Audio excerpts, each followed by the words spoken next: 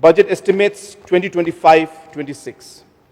Sir, for 2025-26, I have estimated the total receipts at 30,415 crores, of which the revenue receipts are estimated at 25,591 crores and capital receipts at 4,824 crores.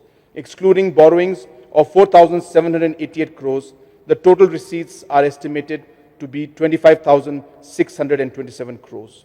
On the expenditure side, I have estimated the total expenditure at 30,003 crores, of which the revenue expenditure is estimated at 20,556 crores and capital expenditure at 9,447 crores.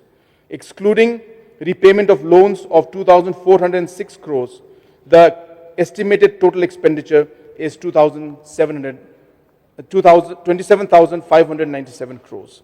Interest payments for 2025-26 are estimated at 1,347 crores and pension payments at 1,824 crores.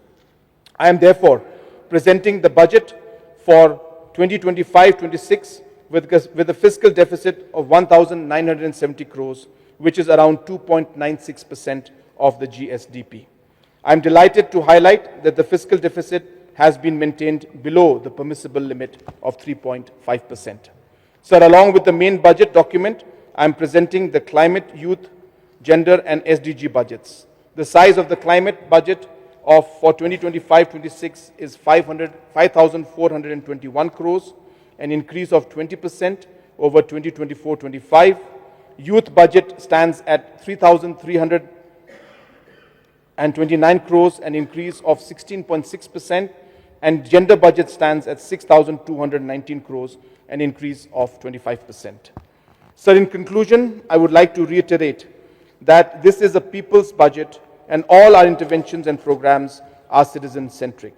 While there is more work to be done, the government's performance is evident in the many development projects and the state DBT programs that are being implemented and the opportunities that are being provided to youth, women and farmers.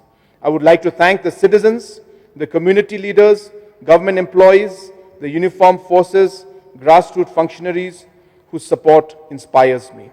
Together, we can all make Meghalaya a developed state by 2032 and achieve the Meghalaya Mission 10.